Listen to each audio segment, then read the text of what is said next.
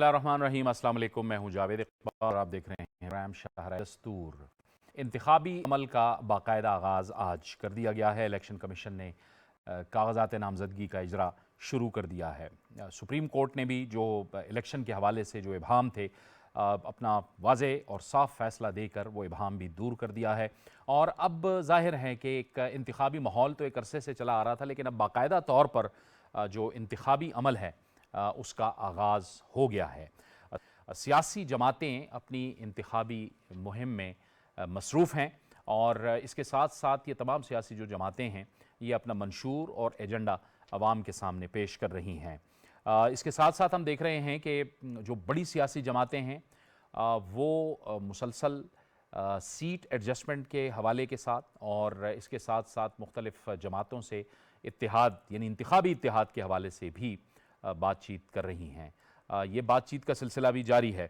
लेकिन इसके साथ साथ अहम जो मामला है वो ये है कि मुल्क के दो सूबों में खैबर पख्तूनख्वा में बलूचिस्तान के अंदर अमन व अमान के मसाइल भी हैं। उन मसाइल से निमटना ज़ाहिर है कि रियासत की और निगरान हुकूमत की ज़िम्मेदारी है।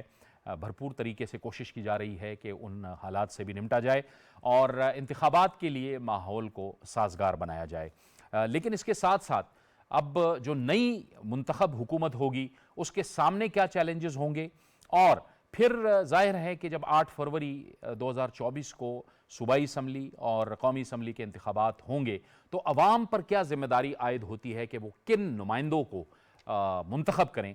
इन तमाम मामलात पर आज हम अपने प्रोग्राम में बात करेंगे और इसके लिए हमें ज्वाइन कर रहे हैं स्टूडियोज़ में अवामी नेशनल पार्टी से जनाब एहसानुल्लाह खान। एहसानुल्लाह खान साहब, आपको खुशामदीद कहते हैं।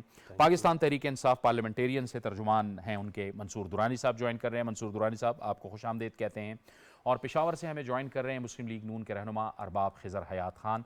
अरबाब साहब, आपको भी इस गुफ्तगू में बहुत खुशामदीद कहते हैं। गुफ्तगू का आगाज़ करेंगे एहसानुल्लाह खान साहब आपसे। एहसान साहब, आप बताइए कि हम अगर इंतखाबात की तरफ जाते हैं, हम जा रहे हैं इंतखाबात की तरफ, नई मुंतखब हुकूमत आती है, उसके सामने सबसे बड़े चैलेंज क्या होंगे आपके ख्याल में? देखिए, जो इस वक्त सबसे बड़ा चैलेंज है वो ज़ाहिरी बात है कि आपकी इकॉनमी है। आपकी इकॉनमी ठीक तरीके से काम नहीं कर रही, और जो सबसे बड़ा चैलेंज है इकॉनमी में इस वक्त आपका इन्फ्लेशन रेट जो है वो 43% पे है। आपके मुल्क में इंटरेस्ट रेट 22% है, और जो एक्सचेंज रेट है उसको अगर आप देखेंगे तो ये एक सबसे बड़ा चैलेंज है कि आप इकॉनमी को किस तरह रिवाइव करेंगे और आपका मॉडल क्या होगा, उसके लिए क्या तरीक़ाकार आप इख्तियार करेंगे। दूसरी बात यह है कि हमने ये देखा ओवर द लास्ट 4-5 ईयर्स कि पाकिस्तान की जो है इंटरनेशनल जो ताल्लुकात थे, जो बैरून ममालिक से ताल्लुकात थे, बाहर की दुनिया से, वो कमज़ोर हुए हैं।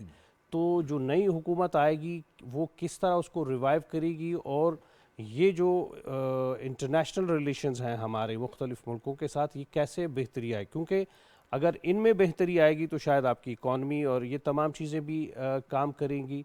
इसके अलावा जो है रीजनल हम देखते हैं इस वक्त कि आपके पड़ोस में एक हुकूमत जो है वो 2 साल पहले गिर गई, और उसके बाद उसके असरात हैं इस पूरे रीजन के ऊपर।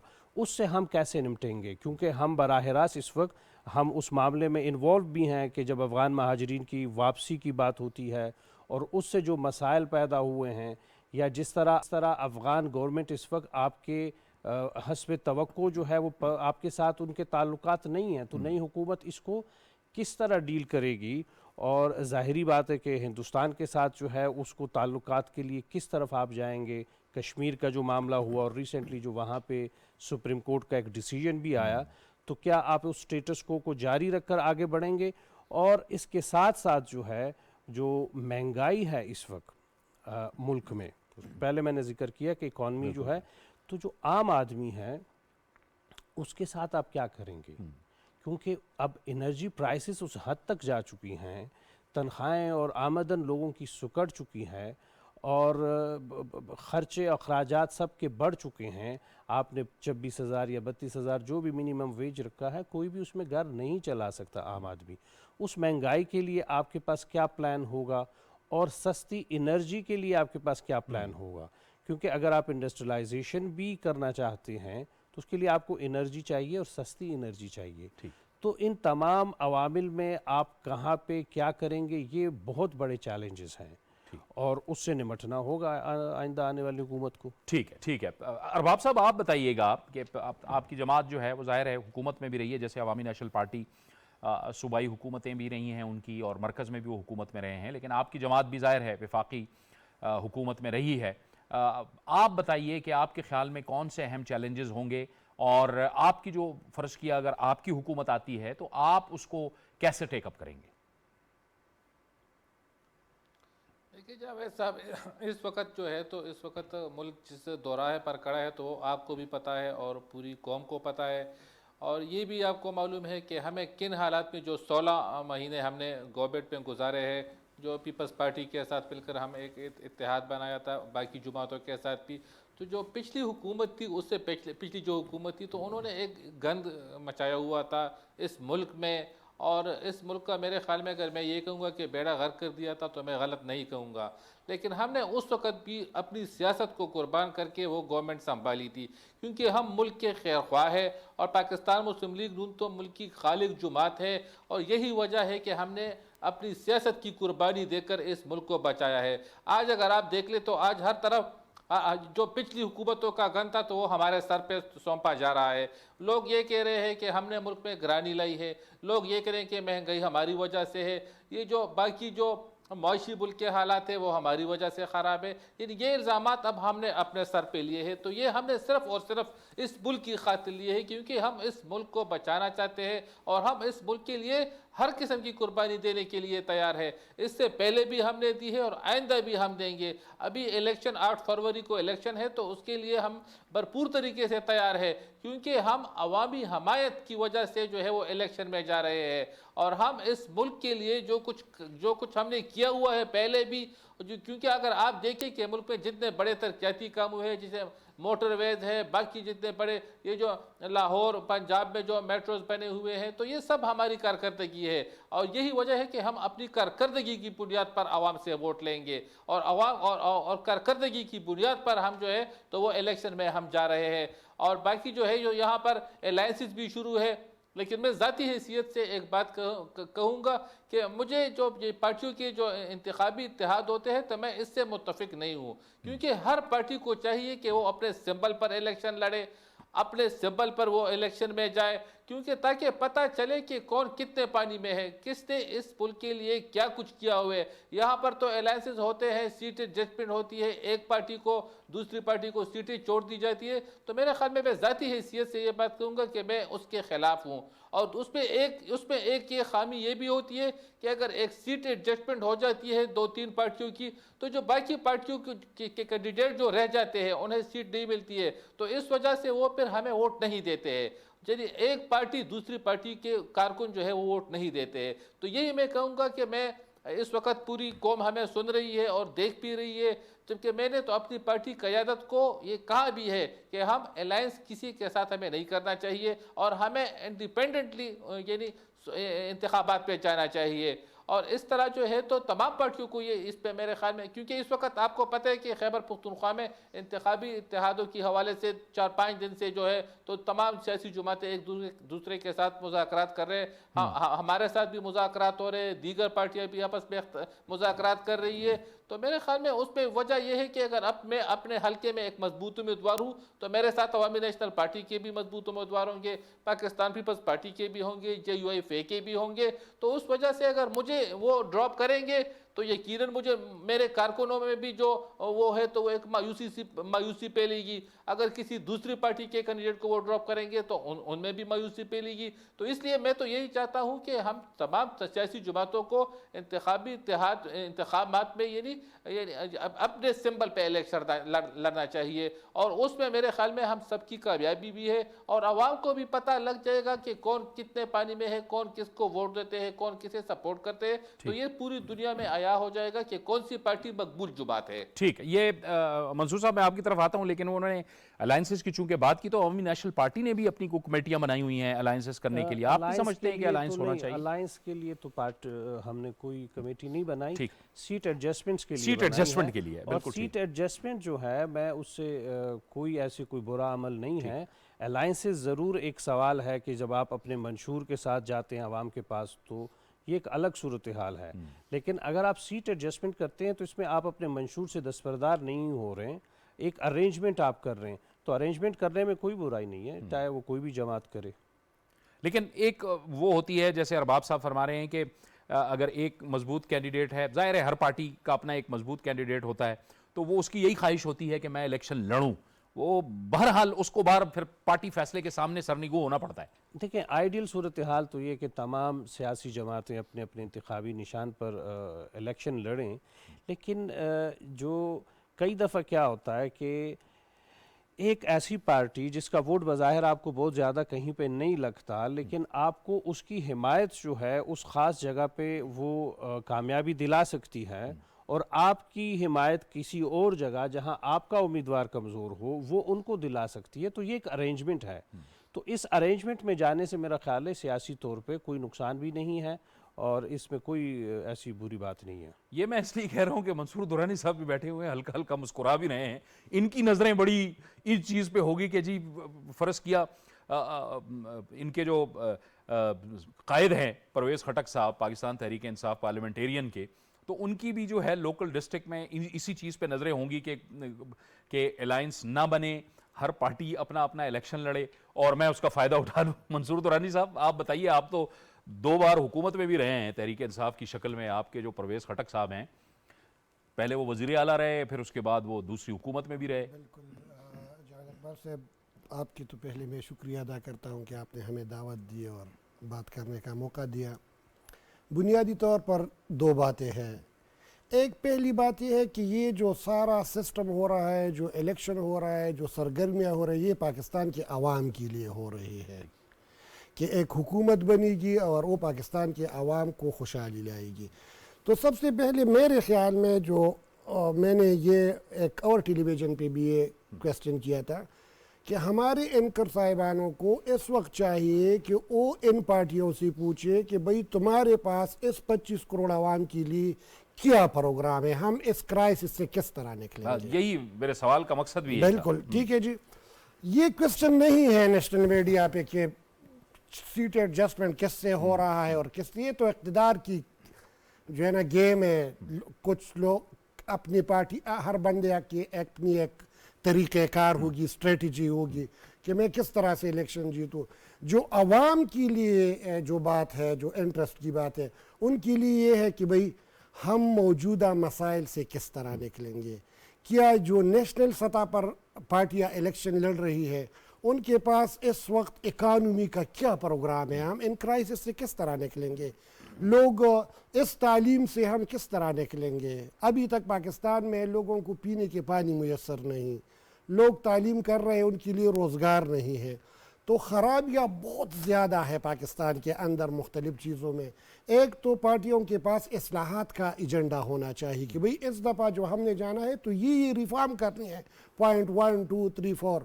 आप अगर मुझसे नेशनल के बजाय लोकल हमारे सूबे पुख्तनख्वा के हवाले से पूछ लेते तो फिर मैं उस पर बड़ा अच्छा वो डिबेट कर लेता। जो पंजाब की पार्टियां हैं या सिंध की पार्टी इक़्तिदार में, तो इन्होंने आना है, या सिंध की पार्टी ने आना है और या पंजाब की पार्टी ने आना है। तो इस पंजाब और सिंध की पार्टियों के लिए मुल्क के 25 करोड़ लोगों के लिए कोई प्रोग्राम मौजूद नहीं है। हमारे पास देखो, परवेज़ खटक साहब को देखो, आपने उसकी बात की, परवेज़ खटक साहब उधर आ गया एज ए CM, उन्होंने उधर की, लेकिन आज भी लोग याद रखते हैं कि भाई उन्होंने सेहत कार्ड निकाल दिया, 10 लाख तक उसमें इलाज फ्री था। उन्होंने वहाँ पर रिफॉर्म की, पुलिस रिफॉर्म की, दूसरे महकमों में रिफॉर्म की, वहाँ पर दिर चतराल के लिए जो है ना स्वाद के लिए एक मोटरवे बना दी जो बहुत ज़बरदस्त चीज़ है। एक ऐसा मंसूबा जिस पर सारे लोग उठकर जो है ना उस वक्त उस पर इतराज़ात कर रहे थे, लेकिन आज पब्लिक से पूछे, उन्होंने उसके लिए मेट्रो और इस किस्म के मंसूबे बना दी।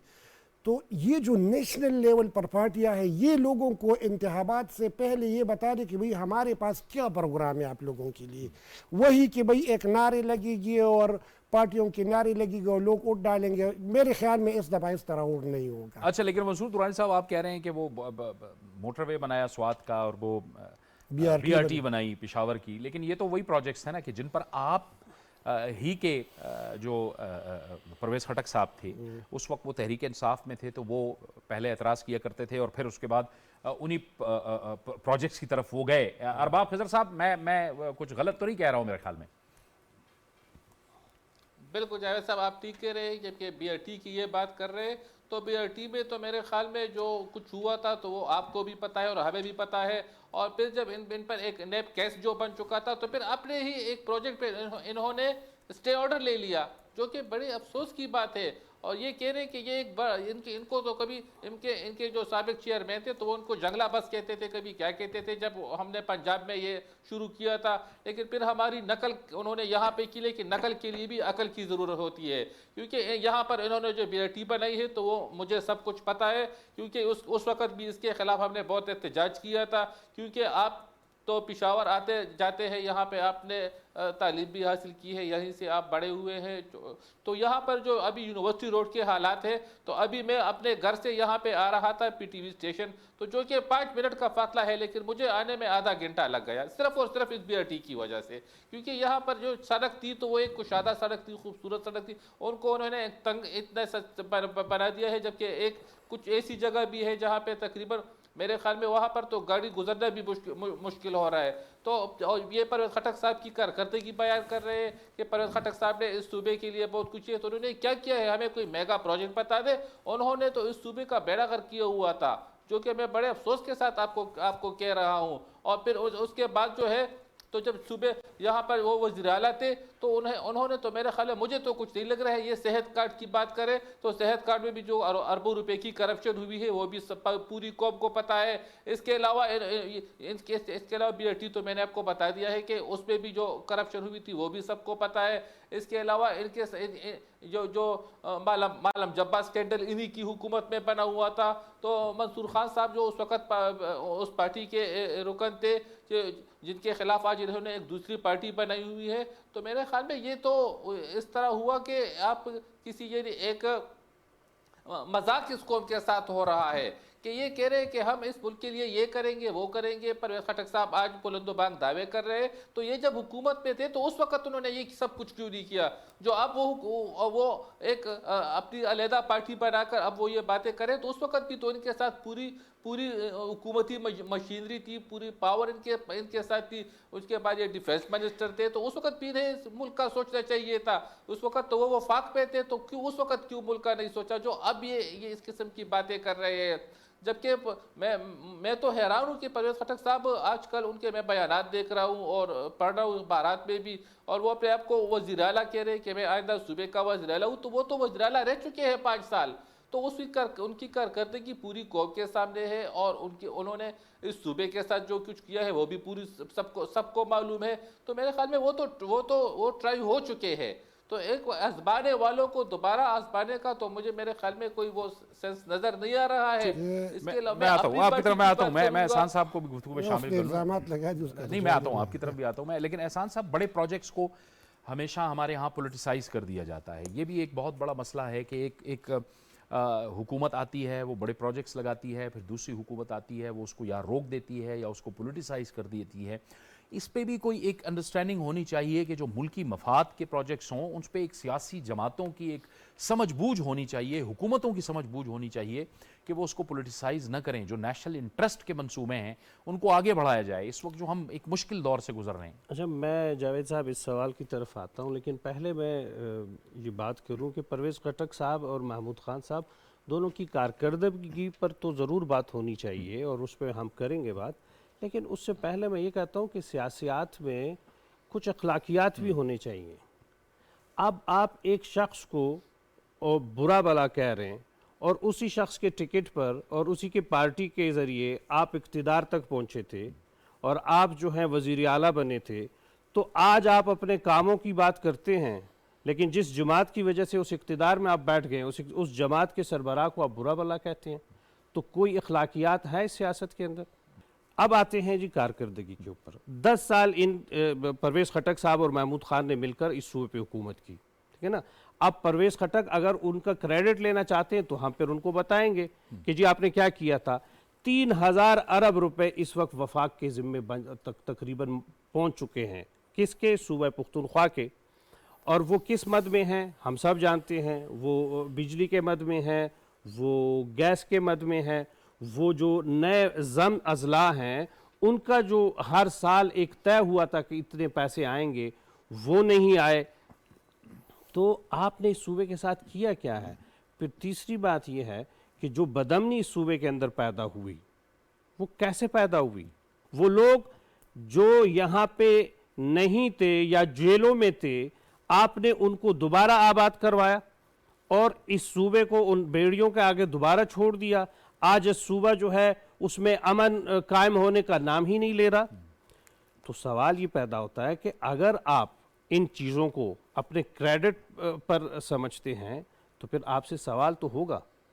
हम नौजवानों को कहते हैं कि हम आपको ये बात कह रहे हैं कि 10 साल ये सूबा इन दो लोगों के ज़िम्मे था, इन दो लोगों ने उस पर हुक्मरानी की। इन दो लोगों ने उस 10 सालों में आपको क्या दिया? ये जिन प्रोजेक्ट्स का ये जिक्र कर रहे हैं, उस प्रोजेक्ट ने नौजवान को क्या दिया? यानी इस सूबे में यूनिवर्सिटियों के पास तनख्वाहों के पैसे नहीं होते थे और आप बीआरटी की बात करते हैं। जहाँ तक बात ये है, अच्छा इंसाफ में इन्होंने क्या किया?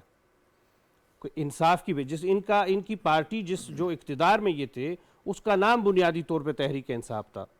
तो इंसाफ में क्या किया? हमने जो एक प्रोजेक्ट शुरू किया था हैदर खान हूती के ज़माने में, और वो यूरोपीय यूनियन फंडेड था, जस्टिस ऑन व्हील, ये आते साथ ही उन्होंने उसको बंद कर दिया। वाटर सैनिटेशन कंपनीज जो है उनका अजरा हमने किया था। और ये जो हेल्थ कार्ड के, मुझे नहीं समझ आ रही कि ये इतना क्रेडिट लेते हैं या हमारे लोग इंफॉर्मेशन कम रखते हैं। बाचा खान हेल्थ इंश्योरेंस का ये तो तकरीबन इसके ऊपर सारा काम हम मुकम्मल कर चुके थे। महज एक चीज़ का नाम बदलना और उसको वो करना और फिर ये ना रिकग्नाइज करना कि इस पर पहले भी इस पर काम हो चुका है। तो गुजारिश ये है कि आप अपनी कारकर्दगी ज़रूर दिखाएं, लेकिन कोई सियासी अखलाकियात को मद्देनजर रख कर दिखाएं। चलें, ब्रेक की तरफ हम जा रहे हैं। ये और सवाल फिर जो मैं आपने आपके उठाए सवाल की तरफ भी आना चाहूँगा। वो ब्रेक की तरफ हमें जाना है, क्योंकि और उसके बाद हम फिर जवाब भी लेंगे मंसूर दुरानी साहब से। एक ब्रेक लेंगे, ब्रेक के बाद प्रोग्राम जारी रहेगा।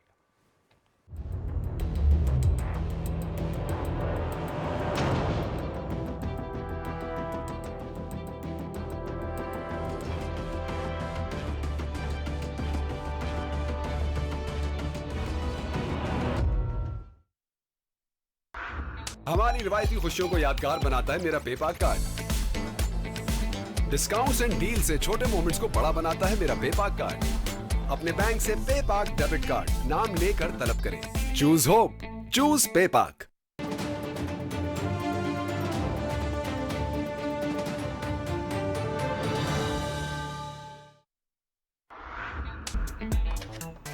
कैश की जरूरत हो तो पूरा करता है मेरा पेपाक कार्ड। जानी और माली तहफ्फुज़ देता है मेरा पेपाक कार्ड। अपने बैंक से पेपाक डेबिट कार्ड नाम लेकर तलब करें। Choose hope, choose पेपाक।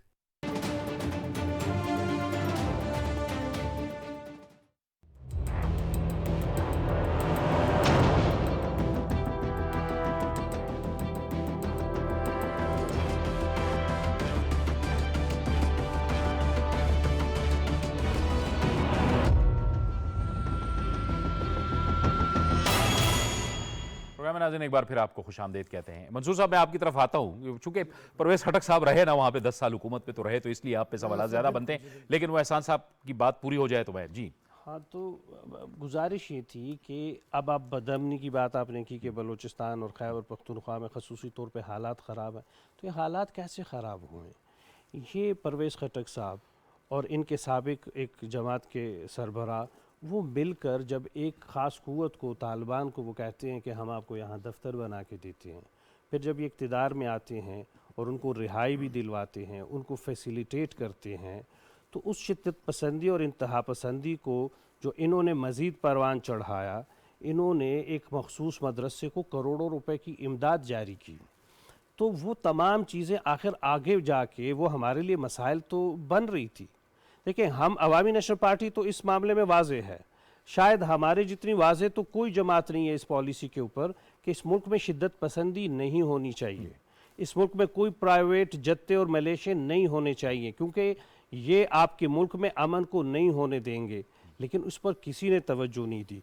आप आज के नौजवान को मैं ये कहना चाह रहा हूँ कि हम जब आपको कहते हैं कि हम आपकी वसाइल पर आपके इख्तियार के लिए लड़ रहे हैं, और एक वो लोग हैं जो 10 बरस हुकूमत करते रहें, आपके इख्तियार से भी दस्तबरदार होते रहें, आपके वसाइल पर भी दूसरों को कब्जा देते रहें, और उन्होंने यहाँ के माइंस इंडस्ट्री के साथ जो हशर किया और जो उस पर लूटमार हुई, तो हम नौजवानों को ये कह रहे हैं कि ये आपके वसाइल हैं, और अवामी नेशनल पार्टी ये चाहती है कि आप अपने लोगों में से लोग मुंतखब करें जो कल आपके लिए खड़े हों, आपके हक का दिफा करें। 18वीं तरमीम के ज़रिए से ये तमाम इख्तियार और वसाइल पर इख्तियार, हुक्मरानी का इख्तियार, कानून साजी का इख्तियार ये अवामी नेशनल पार्टी ने किया। तो आज भी आवाम को ये तसव्वुर करना होगा कि 10 साल जो एक हुकूमत रही और उसमें इनका बजट लैप्स होता रहा, ये नाअहली तो इस हद तक थी कि पूरा बजट इस्तेमाल नहीं कर सकते थे। तो इस पर हमारे लोगों को गौर करना होगा। उनके सामने सबका माजी है। हमारी एक हुकूमत गुजरी है अवामी नेशनल पार्टी की, जो हमने 5 साल वहाँ हुकूमत की है, और उसकी कारकर्दगी लोगों के सामने है। उस कारकर्दगी को भी मद्देनजर रखें, और ये भी मद्देनजर रखें कि उनकी हक की बात के लिए खड़ा कौन हो रहा है, और ये भी मद्देनजर रखें कि जब उनके ऊपर दहशतगर्दी के हमले होते हैं, उनके बाजारों को वीरान किया जाता है, उनके घरों को उजाड़ा जाता है, तो कौन खड़ा होता है? ठीक, वो अवामी नेशनल पार्टी खड़ी होती है। चलें मंसूर दुरानी साहब, अब वो एक जाहिर है एक बैगेज तो कैरी करना है आपको, वो 10 साल की हुकूमत का, खटक साहब वहाँ वज़ीर आला भी रहे उसके साथ, लेकिन ये एक मामला अमन व अमान के हवाले से तो उठता है कि उस वक्त की हुकूमत ने बिला सोचे समझे एक मुआहिदा किया जिसके तहत वो लोग आए, और उसके बाद आज हम अमन व अमान की सूरत हाल देख रहे हैं। आप कैसे अपने आप को उससे डिस्कनेक्ट करेंगे और आवाम के सामने जाएंगे कि हम ये परफॉर्म कर सकते हैं, हमारे पास ये एजेंडा है, ये प्रोग्राम है, जैसे आप खुद फरमा रहे थे कि अवाम के मसाइल हल करने के लिए एक एजेंडा होना चाहिए। जावेद इकबाल साहब, बुनियादी तौर पर उधर अरबाब साहब ने भी काफ़ी क्वेश्चन रेस किए, इधर एहसान साहब ने भी काफ़ी क्वेश्चन रेस की, आपने भी रेस की, तो ये एक्सप्लेन करना का भी जो है ना टाइम कंज्यूम होगा। पहले तो मैं उधर से शुरू करता हूँ जो अरबाब साहब ने कह दिया, फिर इसने भी कहते हैं वो इल्ज़ामात की, और उसकी बात में थोड़ा सा क्लियर करता हूँ। जावेद इकबाल साहब, मुझे ये बता दो कि इस मुल्क में सियासी पार्टियों का किरदार क्या होना चाहिए। बेस्ट बात यह है, BRT एक मंसूबा था जो ठीक नहीं था, मैं इनके साथ चलो मुत्तफिक होता हूँ। उस वक्त मुस्लिम लीग कहाँ थी जो असम्बली में बैठी थी? क्या वो रोडों पर एहतजाज कर रही थी कि हम BRT नहीं मानते, ये हम नहीं होने देंगे? क्या अवामी नेशनल पार्टी ने उधर भूख हड़ताल लगाई? मंसूर साहब, हमने एहतजाज किया था, हमने इसके खिलाफ तमाम सियासी जमातों ने एहतजाज किया था। तो छोड़ देना, मुझे छोड़ दिया, मैंने अच्छा आते हैं आपकी तरफ, आप मंसूर साहब आराम से मैंने आपको सुना, ठीक है। एक हुकूमत है जो एशियन डेवलपमेंट बैंक के साथ एक मुआहदा करता है, टेंडर एशियन डेवलपमेंट बैंक करता है, कंसल्टेंट एशियन डेवलपमेंट बैंक करता है, ठीक है, जो एक इंटरनेशनल इदारा है, बिल एक international Asian development bank okay करता है और रिलीज़ करता है। परवेज़ खटक साहब का ये है कि उसने बीइंग वज़ीर आला नेगोशिएट किया कि उनको जो है ना इस पर आमादा कर दिया कि इधर एक प्रोजेक्ट के लिए आप लोग इसको फाइनेंस करें, वो मुजरिम बन गया, ठीक है। अगर उसमें कोई करप्शन है या उसमें कोई कोताही है तो वो उस इदारे की है जिस इदारे ने उसको ऑर्गेनाइज किया, एग्जीक्यूट किया, फाइनेंस किया, ठीक है। वो वज़ीर आला नहीं कर रहा था, पहली बात तो ये। दूसरी बात यह है कि जो चीज़ मिसाल के तौर पर इसने नैब का भी कह दिया कि नैब, देखो नैब की क्रेडिबिलिटी का आप लोगों को पता है, हमेशा उसको दूसरे को हुकूमत से गिराने या लाने के लिए इस्तेमाल हुई। उस पर सुप्रीम कोर्ट के रिमार्क्स आए और फिर उस पर कब उसके नतीजे में कवानीन में तब्दीली हुई, ठीक है, उसमें उसका तो मैं इतना ही कह सकता हूँ। अब आ जाते हैं, मैं आपको बता दूँ, इधर मुस्लिम लीग का दौर भी गुजरा है, अवामी नेशनल पार्टी का दौर भी गुजरा है। आज भी इस पुख्तनख्वा सूबे में किसी भी ज़िले में जाए, अगर पुलिस की भर्ती हुई है तो मेरिट पे हुई है। ये सारा कुछ परवेज़ खटक ने किया था।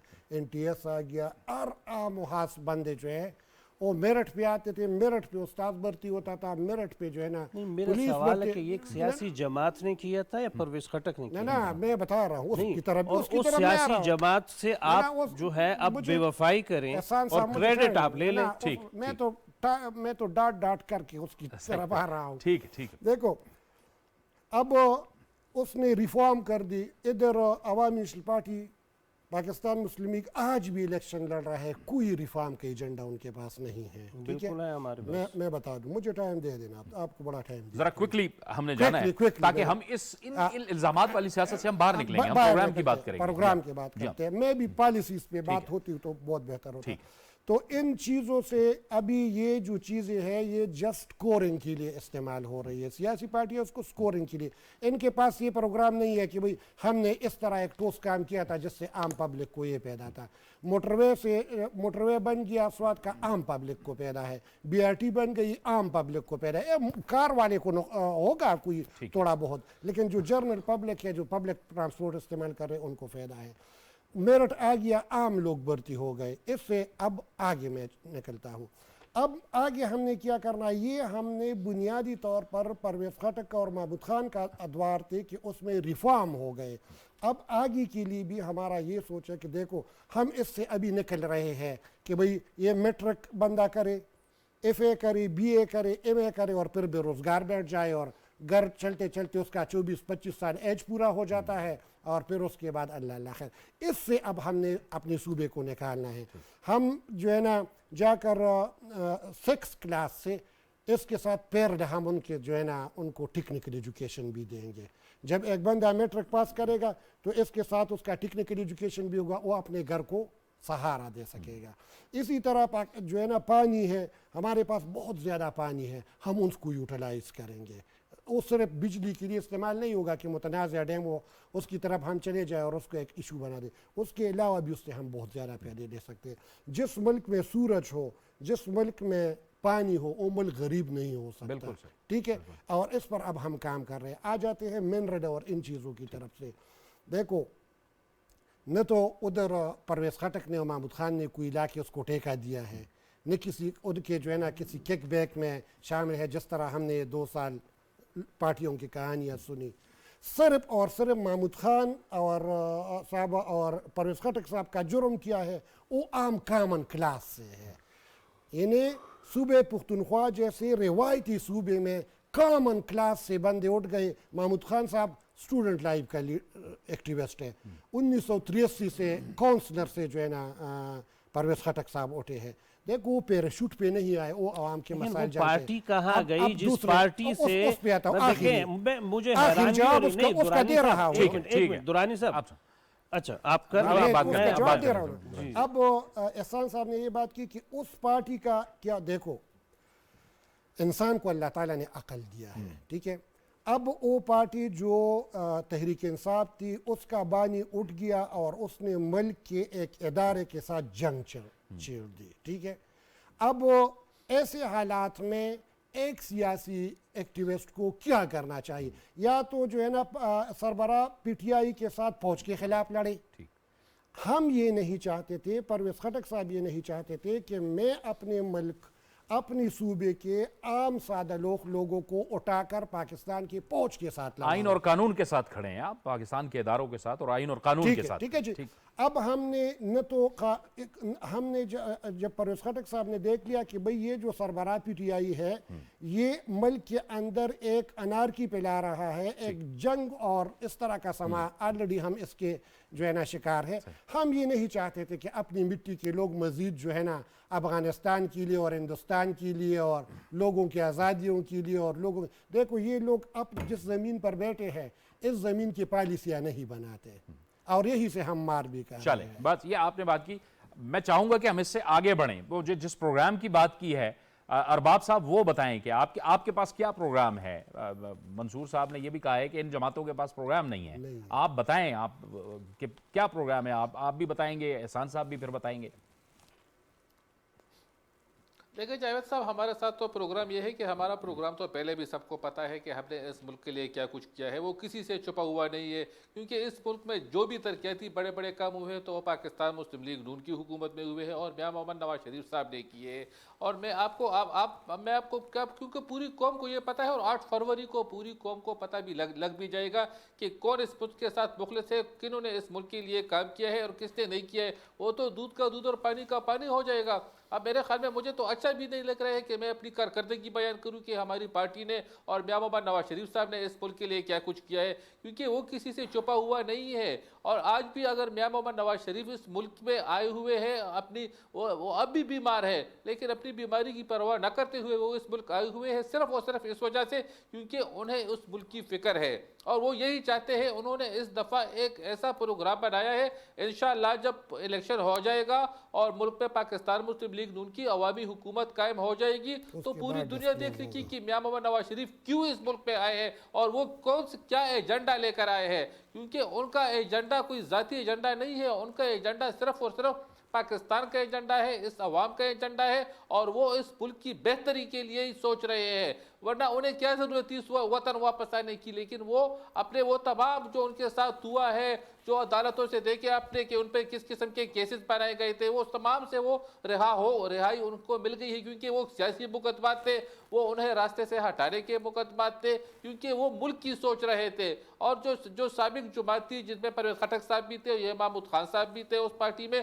तो ये लोग नहीं चाहते थे कि ये मुल्क तरक्की करे, मुल्क आगे चला जाए। लेकिन मियां मोहम्मद नवाज शरीफ इस मुल्क के साथ फेयर है और आप देख लेंगे इंशाअल्लाह 8 फरवरी को पूरी कौम भी देख लेगी, पूरी दुनिया भी देख लेगी कि किस तरह मियां मोहम्मद नवाज शरीफ और शेर के टप्पे पे निशान लगते हैं और किस तरह पाकिस्तान मुस्लिम लीग नून इक़्तिदार में आती है। और हम जो है तो हम अवाम की हमायत से इक़्तिदार में आ रहे, हम पे इल्ज़ामात भी लग रहे हैं, हमें लालर भी कहा जा रहा है, हम पर बहुत कुछ इल्ज़ामात लग रहे हैं, लेकिन कौम जानती है कि कौन इस मुल्क के साथ मुखलिस है और कौन नहीं है। और इंशाअल्लाह ताला 8 फरवरी को पूरी दुनिया को भी पता लग जाएगा और पूरी कौम को भी मालूम हो जाएगा कि मियां मोहम्मद नवाज शरीफ चौथी मरतबा इस मुल्क के वज़ीर-ए-आज़म मुंतखब होने जा रहे हैं, जिस पे कोई दूसरी राय है ही नहीं। ये मैं बिल्कुल आपको ऑन द रिकॉर्ड बता रहा हूँ कि इंशाअल्लाह ताला कौम अपना फैसला दे चुकी है। कौम मियां मोहम्मद नवाज शरीफ और पाकिस्तान मुस्लिम लीग नून के साथ खड़ी है और सिर्फ इस वजह से क्योंकि उन्हें पता है कि कौन इस मुल्क के साथ मुखलिस है और कौन इस मुल्क के साथ मुखलिस नहीं है।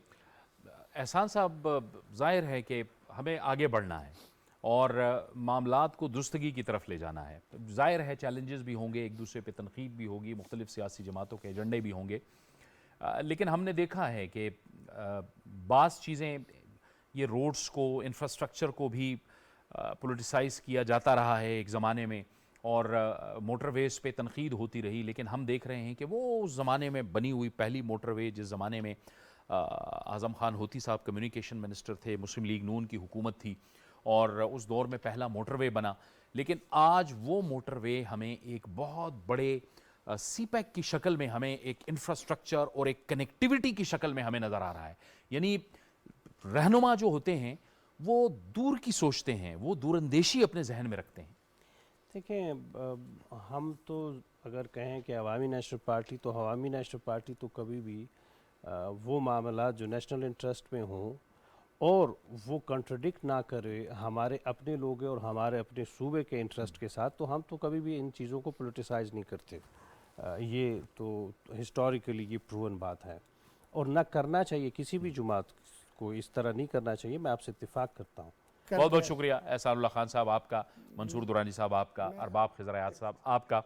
ज़ाहिर है अब चूँकि हम इलेक्शंस की तरफ जा रहे हैं तो हर सियासी जमात का अपना एक एजेंडा है, अपना एक मंच, और फिर इन सियासी जमातों के पास अपना जो एक माजी है उसमें ज़ाहिर है हुकूमत में भी रही हैं ये जमातें, तो वो अपनी परफॉर्मेंस भी बताती हैं, लेकिन फिर ज़ाहिर है कि जो अपोजिट पार्टी होती है वो उनकी परफॉर्मेंस पे तनकीद भी करती है। मेरे ख़्याल में माशरे के अंदर मस्बत तनकीद को उजागर करना चाहिए। हुकूमतें चाहे जिसकी भी हों, मस्बत तनकीद की हमेशा गुंजाइश रहेगी, क्योंकि मस्बत तनकीद से ही नई राहें जन्म लेती हैं, नई राहें खुलती हैं, और जो भी सियासी जमात हुकूमत में होती है उसको भी एक गाइडलाइन मिलती है, एक रहनुमाई मिलती है, जिसकी बुनियाद पे वो आगे चल के अवाम की बेहतरी के लिए बेहतर पॉलिसीज़ बना सकते हैं। ये था हमारा आज का प्रोग्राम। जावेद इकबाल को इजाज़त दीजिए। अल्लाह हाफ़िज़।